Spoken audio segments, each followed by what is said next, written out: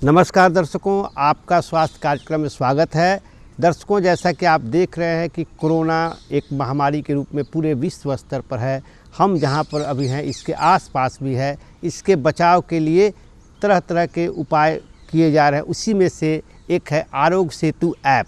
इसके साथ ही आरोग्य सेतु ऐप है क्या और इससे कैसे कोरोना की पहचान हो रही है, इसके साथ ही कोरोना के निदान के लिए होम्योपैथिक चिकित्सा कितना कारगर है और किस तरह के इसके लिए शोध और रिसर्च लगातार चल रहे हैं, इस पे हम लोग चर्चा करेंगे।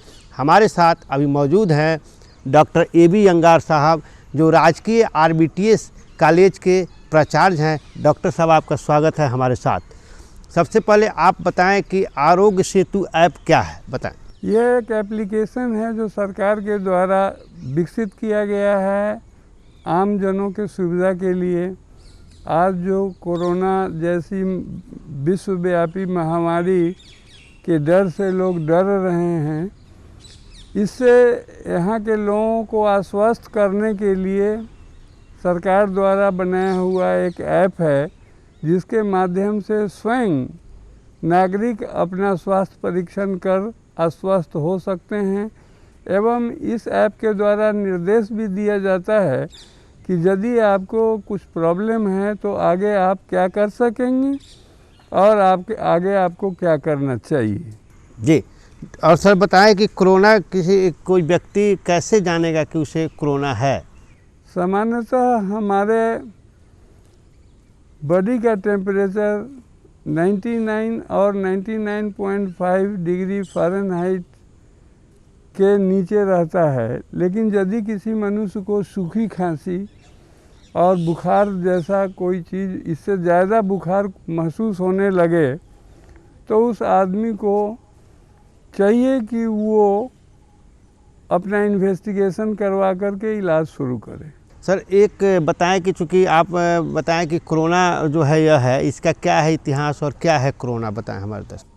2002 के आसपास चाइना में एक वायरस उत्पन्न हुआ जिसको सार्स के नाम से जाना जाने लगा। आज अंतराल में वही वायरस थोड़ा ज़्यादा शक्तिशाली होकर के हमारे ग्लोब के नागरिकों को आक्रांत कर रहा है।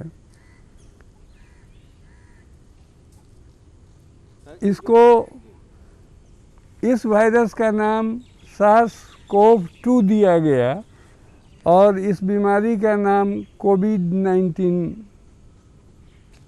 दिया गया। सर, कोरोना के बारे में जैसा कि आपने बताया कि कोरोना जो चीन से निकला है और आया है, तो इसको बताएं कि इसके फैलने की क्या क्या संभावनाएं रहती है। ये मनुष्य से मनुष्य में संक्रमित हो रहा है। सर्वप्रथम ये चाइना के वुहान शहर में दिसंबर 19 में पाया गया। हमारे भारत में ये जनवरी के आसपास देखा गया और जो लोग संक्रमित होकर हमारे देश में आए, वो दूसरे को संक्रमित करने लगे। इसी संक्रमण से ये बीमारी फैलती चली गई। इसका ड्रॉपलेट इन्फेक्शन होता है। इन्फेक्टेड मनुष्य से जो कफ निकलता है, जो एक्सक्रेटा निकलता है, उससे आदमी जो है इन्फेक्टेड हो सकता है और यही इसके संक्रमण का तरीका है। जी, एक सर चर्चा इसमें हो रही है कि कोरोना के चेन की बात लोग करते हैं कि कोरोना जो अभी है फैल रहा है, इसका एक चेन सिस्टम से फैल रहा है। ये चेन सिस्टम क्या है और वह कितना मददगार है इसके फैलाव में। हमारे देश में शुरू में ही लॉकडाउन डिक्लेयर किया गया और इस लॉकडाउन के परिणाम स्वरूप काफ़ी हद तक इस बीमारी के फैलाव में हम लोग सफल हुए। भारत एक विकसित देश नहीं, विकासशील देश है। यहाँ पर संसाधनों की उतनी प्रचुरता नहीं जितने दूसरे अन्य विकसित देशों में हैं। हम लॉकडाउन करके और अपने को क्वारंटाइन करके ही इस बीमारी पर विजय पाने में अभी तक सफल हुए। जी सर, ये जो बताए हैं आप, लॉकडाउन की बात किया है, क्वारंटाइन की बात की, क्वारंटाइन क्या है और किस तरह इसका क्या मतलब है, क्वारंटाइन का क्यों ज़रूरत पड़ी इस बीमारी में? जैसा कि हम पहले बोले कि ये मनुष्य से मनुष्य में संक्रमित होता है, तो क्वारंटाइन का मतलब है कि उस मनुष्य को एक ऐसे स्थान पर रखा जाए जो वो दूसरे को संक्रमित ना कर पाए। और हमारे आयुष के पुरातन आर्ष ग्रंथों में भी इसका वर्णन है कि यदि कोई महामारी 40 दिनों तक अपने आप को मनुष्य पृथक कर ले तो उस महामारी का प्रभाव खत्म हो जाता है। इसी के तहत हम लोगों ने अपने आप को लॉकडाउन करके क्वारंटाइन किया, जिसका नतीजा आज हमें प्राप्त हो रहा है कि हम अन्य देशों के तुलना में मृत्यु दर अथवा जो संक्रमण हो रहा है उस संक्रमण का संख्या दूसरे जगहों से काफ़ी कम है। सर एक चीज़ यह बताएं कि क्या यह बीमारी जो है, एक है कि इस बीमारी में कि किसी खास उम्र वर्ग के लोग प्रभावित हो रहे हैं कि हर उम्र वर्ग के लोग हैं, या कोई कौन इसके हाई रिस्क में कौन लोग? ज़्यादातर ये उन लोगों में पाया जा रहा है जो लोग पहले से किसी रेस्पिरेटरी डिजीज से पीड़ित हैं, अथवा जो किडनी रोग से पीड़ित हैं, अथवा जिनको डायबिटीज़ मिलिटस की बीमारी है, जिनके फेफड़े में पहले से संक्रमण है, इन लोगों को ज़्यादा खतरा है। और जो उम्र दराज लोग हैं उनको ज़्यादा खतरा है। मृत्यु दर इस बीमारी से बच्चों में 0 के बराबर है। 1 से 39 वर्ष के में ये 0.2% मृत्यु दर है इसका। 40 से 50 के बीच में इसका मृत्यु दर 0.4% है। सबसे ज़्यादा अफेक्टेड इसमें बूढ़े लोग हो सकते हैं, इनकी मृत्यु रेट अधिक हो सकती है। तो सर यह तो एक बात हुई। दूसरी बात यह बताएं कि जैसे यह है क्या कि इसको फैलने का है कि हाथ मिलाने से, फिर है कि एक दूसरे को अगर हम छींकते हैं इससे कारण फैलता है, तो आप बताएं कि यह जो है क्या, यह कितना माने क्या इस यह माध्यम है क्या फैलने का? आप एक विशेषज्ञ चिकित्सक हैं, आप कितना मानते हैं?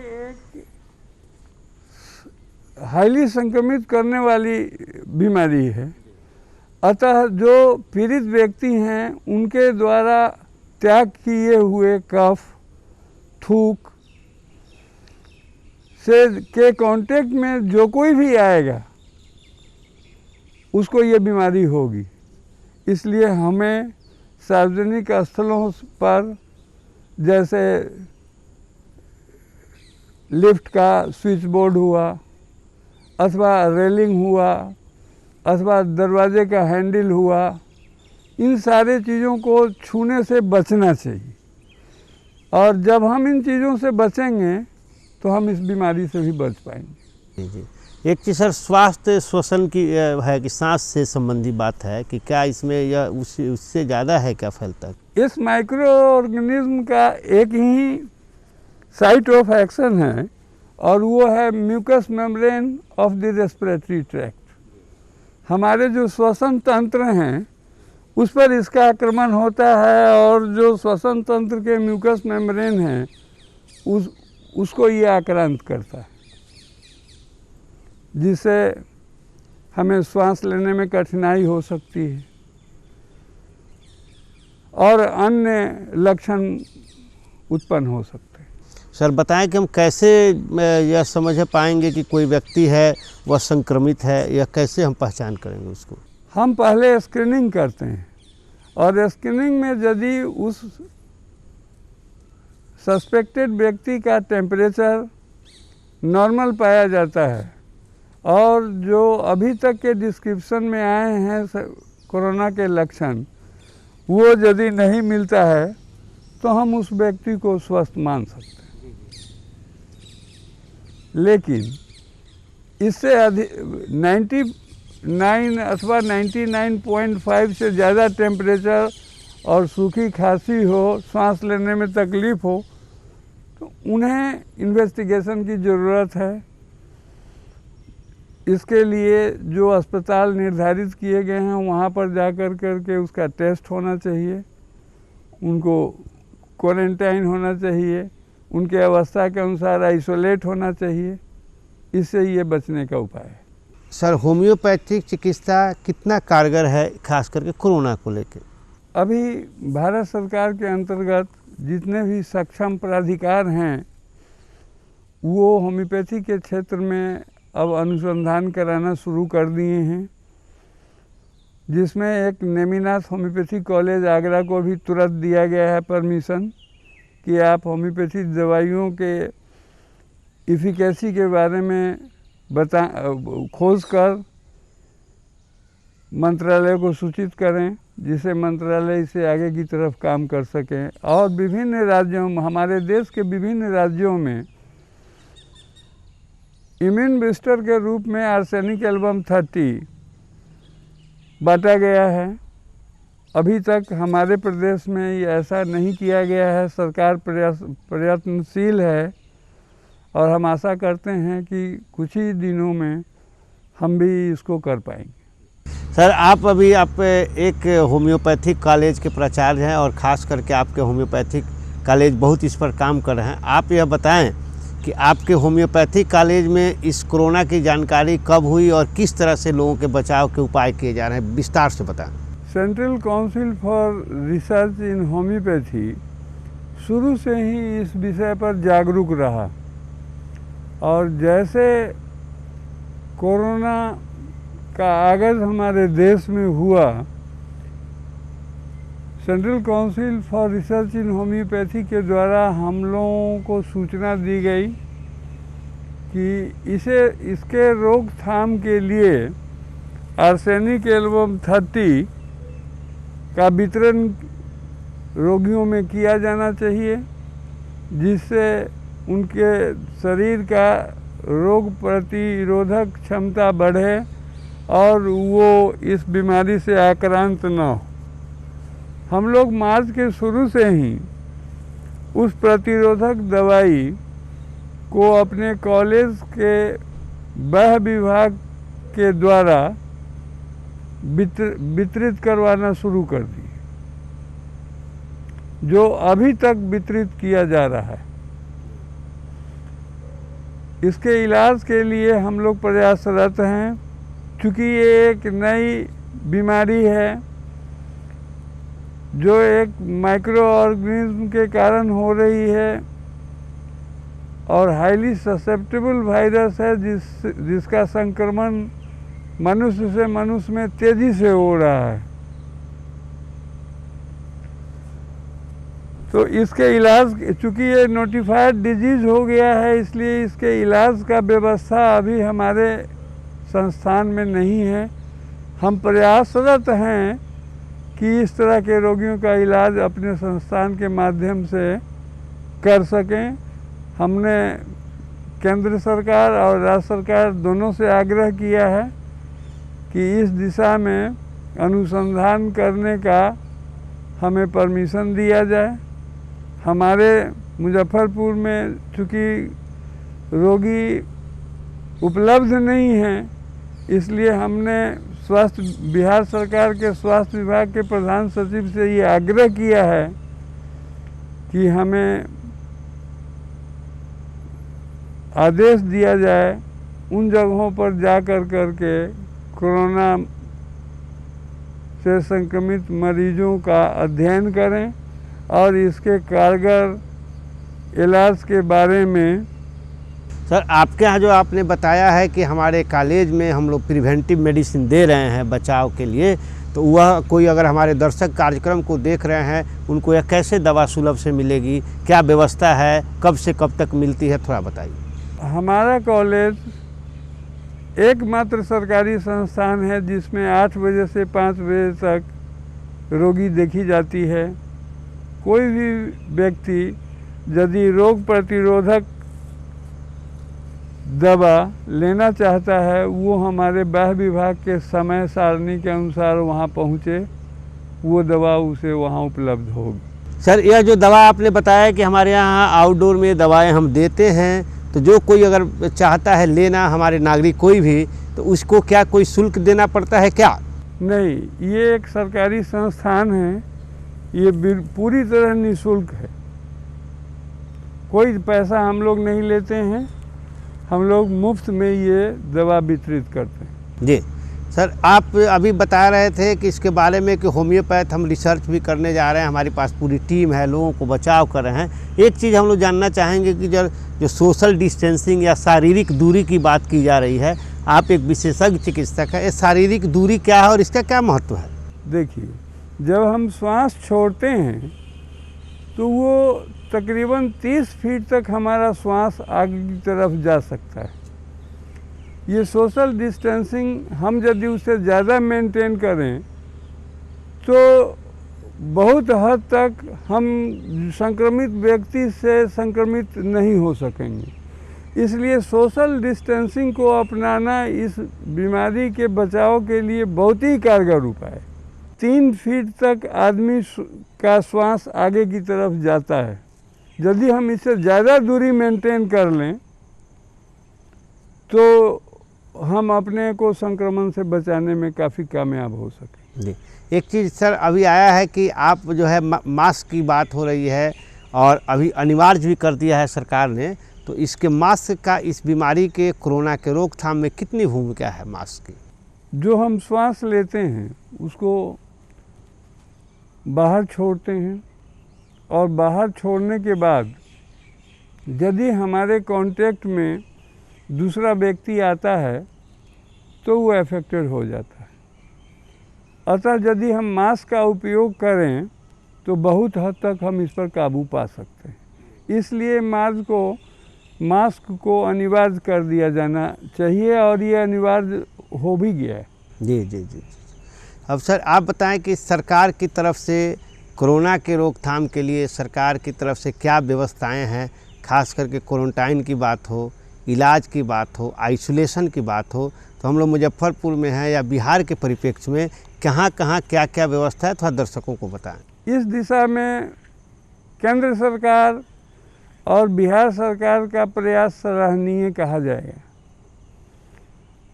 बिहार सरकार ने भी पीएससी स्तर पर, प्रखंड स्तर पर क्वारंटाइन होने का व्यवस्था मुहैया कराया है और जो लोग भी संक्रमित होने के बारे में संदेह व्यक्त किया जाए तो उस संदिग्ध व्यक्ति को क्वारंटाइन सेंटर में रख करके उनको ऑब्जर्व किया जाना चाहिए। जो हमारे राज्य में हो रहा है और देश के तमाम राज्यों में हो रहा है, इसी के फलस्वरूप हम अभी तक कोरोना के प्रसार को रोके रखने में सफल हो पा रहे हैं। इलाज की सर अगर बात करें तो क्या व्यवस्था इलाज की? अभी तक जितनी भी विधाएं इलाज करने में सक्षम हैं वो सारे लक्षण के आधार पर ही इसका इलाज कर रहे हैं। इसके इलाज के लिए कोई कारगर स्पेसिफिक मेडिसिन नहीं है। लक्षण के अनुसार हम किसी भी विधा से इसका इलाज कर सकेंगे, यही वास्तविकता है। अभी सर ऐसा है कि इसकी इलाज की व्यवस्था की आप बात बताए हैं, अपने ज़िले में कहाँ कहाँ स्क्रीनिंग हो रही है नियमित, जो बाहर से जो प्रवासी आ रहे हैं और ख़ास करके उनको यदि इलाज की ज़रूरत पड़ रही है तो कहाँ कहाँ सेंटर चिन्हित है, आप बताइए। स्क्रीनिंग की व्यवस्था तो हमारे कॉलेज में भी उपलब्ध है, सदर अस्पताल में उपलब्ध है, स्थानीय मेडिकल कॉलेजेस में उपलब्ध हैं।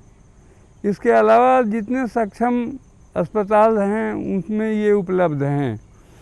पहले इसको स्क्रीन आउट किया जाता है, यदि प्रथम दृष्टया आदमी को कोई लक्षण नहीं मिलता है तो वो सरकारी आदेश के अनुसार सेल्फ क्वारंटाइन अपने घर में है और हम इससे अपने आप को बचे हुए महसूस करते हैं। सर यह बताइए कि इस बीमारी से खान पान का भी रिश्ता है क्या? उस समय और जहाँ से शुरू हुई थी चीन से,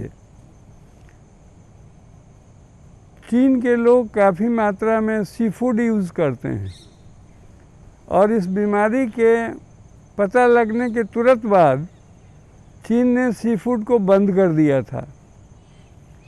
समुद्र से मिलने वाली जितने भी मांसाहारी वस्तुएं जो खाई जाती थी चीन में, उस पर रोक लगा दी गई थी। तो मेरा मानना है कि इसमें जितना भी सात्विक इंडियन ट्रेडिशनल फूड कंज्यूम किया जाए ये ज़्यादा बेटर। जी जी जी। और सर मतलब इसका कोई खास ऐसे खान पान से इसका नहीं ना कोई मतलब है क्या? क्या मतलब है, कितना है? जो सामान्यतः हम खाना खाते हैं वो हम खाते रहें तो हमें कोई असुविधा नहीं हो। अभी बोले हम कि जैसे ही शुरू हुआ ये बीमारी का प्रकोप चीन में, सी फूड को बंद कर दिया गया सरकार के द्वारा, उसके खाने पर प्रतिबंध लगा दिया गया है। अभी भी ये विषय अनुसंधान का है कि किस तरह के फूड से इसका संक्रमण बढ़ सकता है अथवा कम सकता है। लोग बोलते हैं कि तापमान पर इसका क्या असर है। मेरा मानना है अथवा अभी तक के अभिलेखों के द्वारा पता चलता है कि ये कम तापमान और ज़्यादा तापमान दोनों में ही पाया जा सकता है। तो सर एक चीज़ और बताइए कि अभी जो है आम लोगों का इसमें जैसे लॉकडाउन में लोग अभी चल रहे हैं तो इसमें उनका लाइफ स्टाइल क्या होना चाहिए, कैसे अपने आप को इंगेज रखें, थोड़ा बताएं दर्शकों को। घर से रहकर सब तरह के काम करने की सुविधा है। सोशल डिस्टेंसिंग को कायम रखें और अपने पर्सनल हाइजीन को मेंटेन रखें। जैसे हम कोई भी चीज़ यदि सार्वजनिक जगह पर छूते हैं तो हमको तुरंत हैंड सैनिटाइज़र से हाथ को रब करना चाहिए, साबुन से हाथ धोना चाहिए। हमें जगह जगह थूकना नहीं चाहिए। थूकने के लिए हमें वॉश बेसिन का उपयोग करना चाहिए अथवा ऐसे जगहों का उपयोग करना चाहिए जहाँ पर किसी दूसरे व्यक्ति को कॉन्टामिनेट होने का खतरा बहुत ही कम। जैसे छूने से ये बीमारी हो सकती है तो हम हाथ नहीं मिलाएं, हम नमस्कार करें। श्वास से संक्रमण होने का डर है तो हम सोशल डिस्टेंसिंग मेंटेन करें। इन सारे उपायों से इस बीमारी पर बहुत हद तक काबू पाया जा सकता है। एक सर जो आप दवा बताए हैं, जो कि दवा आप ले रहे हैं, तो उसकी खुराक कितनी है और क्या रिपीट करना चाहिए, थोड़ी बता दीजिए। केंद्रीय होम्योपैथिक अनुसंधान परिषद के मुताबिक आर्सेनिक एल्बम 30 2 माह तक लेनी चाहिए। प्रथम माह 3 दिन सवेरे सवेरे एक खुराक लेना चाहिए। 4 गोली जो होती है आर्सेनिक एल्बम की वो 3 दिनों तक लेनी चाहिए। पुनः 1 महीने के बाद इसको रिपीट करना चाहिए। और यदि हम ऐसा करते हैं तो हम पाते हैं कि बहुत हद तक हमारे शरीर का रोग प्रतिरोधक क्षमता बढ़ जाता है और हम अपने आप को इस बीमारी से बचाने में कामयाब हो पाते हैं। सर आप आम दर्शकों से, जो हमारे दर्शक देख रहे हैं, उनसे क्या अपील करेंगे इस कोरोना से बचाव के लिए? उनको किस तरह से अपना रहन सहन होना चाहिए, एक संदेश? पूर्णतः सरकार द्वारा निर्धारित मापदंडों को हमें अपनाना चाहिए। सोशल डिस्टेंसिंग मेंटेन करना चाहिए। जो संक्रमित लोग हैं उनके कांटेक्ट से जितना ज़्यादा हो बचना चाहिए। रोग के बचाव के लिए प्रतिरोधात्मक दवा का सेवन करना चाहिए। हमारे देश में जो आयुर्वेदिक पद्धति है उसमें भी बहुत सारी दवाइयाँ हैं जो काढ़ा के रूप में लिया जा सकता है, जिससे प्रतिरोधात्मक क्षमता बढ़ सकती है। अतः मेरा अपील है कि इस समय एलोपैथी, होम्योपैथी का और आयुर्वेदिक के प्रतिस्पर्धा को ख़त्म करते हुए जिस भी तरीके से हमारे देश के लोग अच्छी तरह स्वस्थ हो सकें, उन सारे उपायों को हमें मेंटेन करना चाहिए, पालन करना चाहिए। दर्शकों, हमारे साथ राजकीय RBTS होम्योपैथी कॉलेज के प्राचार्य डॉक्टर AB अंगार साहब हमारे बीच आए। उन्होंने बहुत विस्तृत से चर्चा की कि आरोग्य सेतु ऐप क्या है।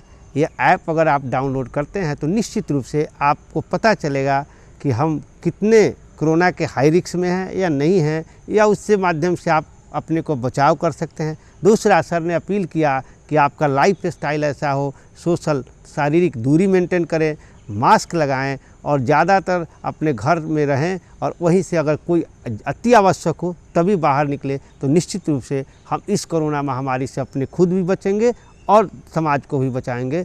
धन्यवाद दर्शकों, धन्यवाद डॉक्टर साहब।